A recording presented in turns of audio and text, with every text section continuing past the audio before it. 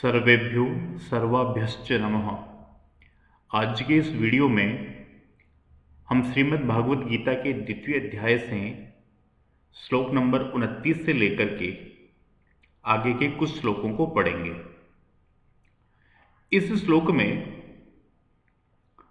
जो आत्मा है, आत्मा का क्या स्वरूप है उसको बतलाने के बाद आत्मा को व्यक्ति कितना जानता है और किस प्रकार से उसको समझता है, या आत्मा के स्वरूप को समझने की जो दुर्बलता है या दुर्लभता है उसके विषय में बताया गया है। कहते हैं, आश्चर्यवत् पश्यति कश्चित् एनम आश्चर्यवत् वदति तथैव चान्यः आश्चर्यवत् चैनम अन्य शृणोति श्रुत्वाप्येनम वेद न चैव कश्चित्। ये जो आत्मा है, इस आत्मा को कश्चित् एनम, एनम अर्थात इस आत्मा को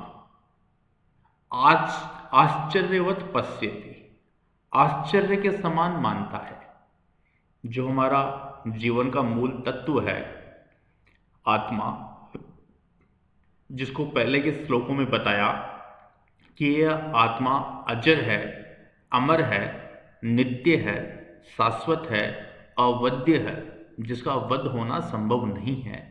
इस प्रकार की ये जो आत्मा है, उस आत्मा को कुछ लोग, कश्चित यानी कुछ, कोई, आश्चर्यवत् पश्यति, आश्चर्य के समान देखता है, और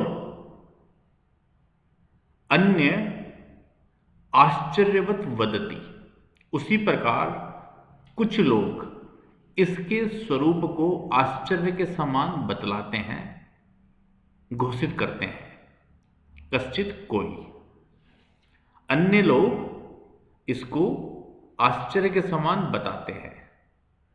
आश्चर्यवत् च एनम अन्यः शृणोति, और अन्य व्यक्ति क्या करता है, इसको आश्चर्य के समान सुनता है। और कुछ लोग क्या करते हैं, श्रुत्वा अपि एनम, श्रुत्वा अपि, यहां पर यण संधि है, एनम सुन करके भी इस आत्मा के स्वरूप को न वेद, न जानाति, सुन करके भी इस आत्मा के स्वरूप को कोई व्यक्ति नहीं जानता है। चैव कश्चित्। इस प्रकार से यह आत्मा का जो स्वरूप है, आत्मा की जो वास्तविक स्थिति है, उसको कोई व्यक्ति आश्चर्य के समान देखता है, कोई व्यक्ति आश्चर्य के समान बोलता है, कोई व्यक्ति आश्चर्य के समान या आश्चर्य से पूर्ण होकर के उसको सुनता है, और कोई व्यक्ति ऐसा भी होता है जो इसको सुनकर के भी, श्रुत्वा भी, सुनकर के भी, न एनम वेद, इसको नहीं जानता, इसको नहीं समझता। तो इस प्रकार से भगवान कृष्ण ने अर्जुन को इस श्लोक के माध्यम से आत्मा को और अच्छे से समझाने का प्रयास किया है। अग्रिम श्लोक में जो 30वां श्लोक है, उसमें बताया, देहि नित्यम अवध्योयम देहे सर्वस्य भारत तस्मात् सर्वाणि भूतानि न त्वं शोचितुम अर्हसि। और क्या कहा इसके बारे में कि यह आत्मा कैसी है। तो जो आत्म तत्व है वह सर्वथा अवध्य है। अवध्य अर्थात जिसका वध नहीं किया जा सकता, और इस अवध्य आत्मा के लिए किसी भी प्राणी को दुख नहीं मनाना चाहिए, दुख नहीं प्रकट करना चाहिए। इस प्रकार से इस श्लोक में बतलाया गया है। क्योंकि अर्जुन के समक्ष महाभारत के युद्ध में एक ही विकट समस्या थी, एक विडंबना थी कि जिनसे वह युद्ध करने जा रहा था वह उसके सगे संबंधी थे। उसके आदरणीय पितामह भीष्म उसके सामने खड़े थे, उनके गुरु आचार्य द्रोण उनके सामने खड़े थे, आध्यात्मिक गुरु कृपाचार्य उनके सामने खड़े थे, उनके भाई उनके सामने खड़े थे और बाकी सगे संबंधी उनके सामने खड़े थे युद्ध के लिए। इन सबको युद्ध में मारना, इन सब से युद्ध करना अर्जुन के लिए सहज नहीं हो रहा था। अर्जुन जब युद्ध से विरक्त हो जाता है, युद्ध से पलायन करना चाहता है, उस अवस्था में भगवान श्री कृष्ण अर्जुन को ये गीता के उपदेश देते हैं और उनको समझाते हैं कि ये जो आत्मा है ये अवध्य है। जो तुम मारने वाले हो, ये तुम आत्मा को नहीं मार रहे और तुम उसको मार भी नहीं सकते, वो तुम्हारा सामर्थ्य भी नहीं है। इसलिए आत्मा को तुम ना मार सकते हो, ना आत्मा मर सकती है। आत्मा शाश्वत अजर अमर है, इसलिए तुम उसके लिए दुख प्रकट मत करो। कहते हैं देहि नित्यम अवध्योयम देह सर्वस्य भारत तस्मात् सर्वाणि भूतानि न त्वं शोचितुम अर्हसि। देहि भारत अयम देहि सर्वस्य देह नित्यम। अयम देहि यानी शरीर, ये जो देही अर्थात ये जो आत्मा है, अयम देही अर्थात ये जो आत्मा है, नित्यम सर्वस्य देहे सभी के शरीरों में या सभी के शरीर में नित्य है। नित्य अर्थात सदा के लिए रहने वाला यह तत्व है। आत्मा सभी के शरीरों में नित्य रहने वाला एक शाश्वत तत्व है। और कैसा है वह? वह है अवध्य, जिसको कि मारा नहीं जा सकता, जो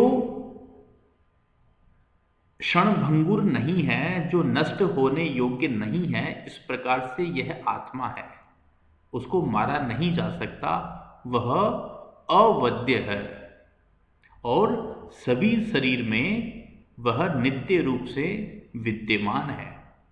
तस्मात् सर्वाणि भूतानि न त्वं शोचितुम अर्हसि। इसलिए तस्मात् इस वजह से सर्वाणि भूतानि सभी प्राणियों में जो रहने वाली ये आत्मा है, इनके लिए त्वं शोचितुम न अर्हसि। त्वं यानी तुमको, शोचितुम अर्थात शोक करने को, न अर्हसि योग्य नहीं है।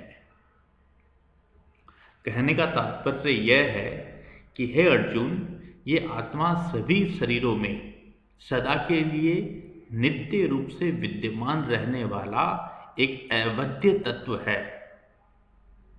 इस कारण से तुम्हें इन संपूर्ण प्राणियों के लिए शोक नहीं करना चाहिए। तुम इन सब के लिए दुख मनाने योग्य नहीं हो। इस प्रकार से अर्जुन को भगवान श्री कृष्ण आत्मा के वास्तविक स्वरूप से परिचित करवाते हैं। अग्रिम श्लोक है, अब उनको ये बताते हैं कि जो क्षत्रिय धर्म है, क्षत्रिय धर्म ही तुम्हारा वास्तविक धर्म है और तुम क्षत्रिय धर्म से पलायन करना चाहते हो, ये तुम्हारे धर्म के विपरीत है। इसलिए तुम्हें अपने धर्म का पालन करते हुए युद्ध में लगना चाहिए। कहते हैं स्वधर्मम अपि चावेक्ष्य न विकंपितुम अर्हसि। स्वधर्मम अपि च अवेक्ष्य न विकंपितुम अर्हसि। धर्म्याधि युद्धाच्छेयो अन्य क्षत्रियस्य न विद्यते। कहते हैं च स्वधर्मम अवेक्ष्य। अवेक्ष्य अर्थात देख करके, अपने धर्म को देख करके भी, विकंपितुम तुम्हें डरने की, विकंपितुम अर्थात भय करने के लिए, न अर्हसि तुम योग्य नहीं हो। जो तुम्हारा धर्म है, तुम्हारा धर्म तुम्हें भय करना नहीं सिखलाता, डरना नहीं सिखलाता। इसलिए अपने धर्म को देख करके तुम्हें डर करने की आवश्यकता नहीं है, तुम्हें डरना नहीं चाहिए। फिर कहते हैं धर्म्यात् ही युद्धाच्छेयो। धर्म्यात् युद्धात् अन्यत् श्रेय क्षत्रिय से न विद्यते। ये जो क्षत्रिय का धर्म है, धर्मयुक्त जो युद्ध है, उस धर्म्यात् अर्थात धर्मयुक्त युद्ध से बढ़कर अन्य कोई भी कार्य श्रेय कल्याणकारक नहीं है। क्षत्रिय से कृते, क्षत्रिय के लिए कोई भी कार्य धर्मयुक्त युद्ध से बढ़कर के नहीं है। धर्म्यात् धर्मयुक्त युद्धात् युद्ध से श्रेय अर्थात श्रेय बढ़कर के अन्य कोई भी क्षत्रिय का धर्म न विद्यते, धर्म नहीं है, कार्य नहीं है। क्षत्रिय का मुख्य कार्य अर्थात मुख्य धर्म है धर्मयुक्त युद्ध करना। देखिए कितनी अच्छी बात कही कि केवल युद्ध करना लक्ष्य नहीं बताया, धर्मयुक्त युद्ध करना जिससे समाज का प्राणी मात्र का कल्याण हो, इस प्रकार का युद्ध करना क्षत्रिय का धर्म है। और अपने धर्म को देख करके तुम्हें डरने की आवश्यकता नहीं है, तुम्हें डरना नहीं चाहिए। इस प्रकार से इस श्लोक में भगवान श्री कृष्ण ने अर्जुन को उनके क्षत्रिय धर्म की पालना करने का आदेश दिया या मार्ग बतलाया या उनको सलाह दी। इस प्रकार से इन 3 श्लोकों की व्याख्या आज हमने की। आप उनकी व्याकरणिक दृष्टि से प्रत्यय, उपसर्ग, धातु, लिंग, समास, संधि, पदच्छेद, इन सबको विशेष अध्ययन करते हुए और गंभीरता से आप इन श्लोकों को पढ़े। नमस्कार।